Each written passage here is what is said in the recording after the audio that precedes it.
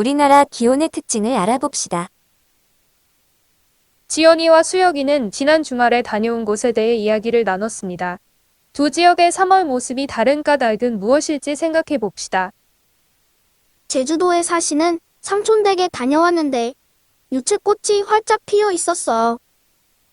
할머니가 사시는 강원도는 아직도 겨울처럼 눈이 내리고 추웠어. 잘 보았죠? 제주도와 강원도의 3월 모습을 비교한 상황을 보았는데요. 두 곳 모두 우리나라에 있는 지역이지만 3월의 모습이 서로 달랐습니다. 어떻게 달랐는지 얘기해 볼까요?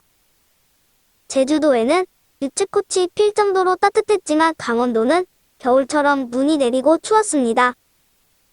네, 그렇죠. 그럼 같은 시기인데도 이런 차이가 생기는 까닭은 무엇일까요? 우리나라의 국토가 남북 방향으로 길게 뻗어 있어서 위도에 따른 남북 간의 기온차가 크게 나타나기 때문입니다. 네, 맞습니다. 우리나라는 남북으로 길쭉한 모양의 국토를 가지고 있습니다. 그래서 맨 윗부분과 맨 아랫부분의 위도가 차이가 많이 나죠?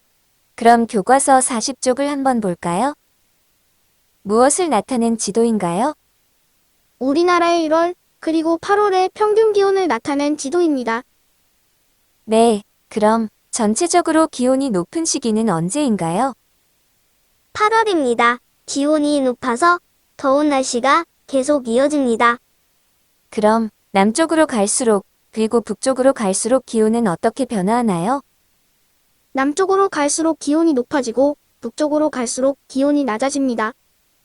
네, 두 지도를 보면 1월의 평균 기온도 그리고 8월의 평균 기온도 모두 북쪽으로 갈수록 온도가 낮아지고 남쪽으로 갈수록 온도가 높아진다는 사실을 알 수 있습니다.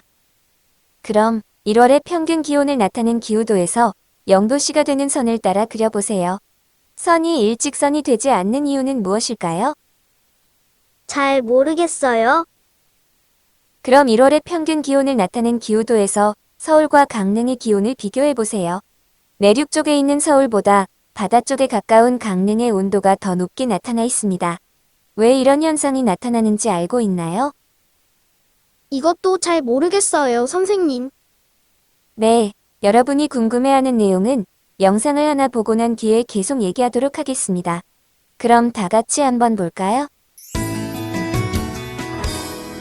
우리나라 기온의 특징. 우리가 매일 접하는 기상예보의 한 장면인데요. 왜 우리나라라는 같은 국토에 있으면서도 이렇게 기온이 다르게 나타나는 걸까요? 우리 국토가 남북으로 길쭉한 모양을 하고 있다는 사실 이미 잘 알고 있죠? 남북은 위도 차이가 크기 때문에 남북의 기온 차이가 크게 나타나는 거랍니다. 예를 들어볼까요? 남쪽에 위치한 제주의 서귀포와 북쪽에 위치한 중강진을 살펴보면 서귀포는 한겨울에도 기온이 0도 아래로 내려가는 일이 없을 정도로 포근합니다.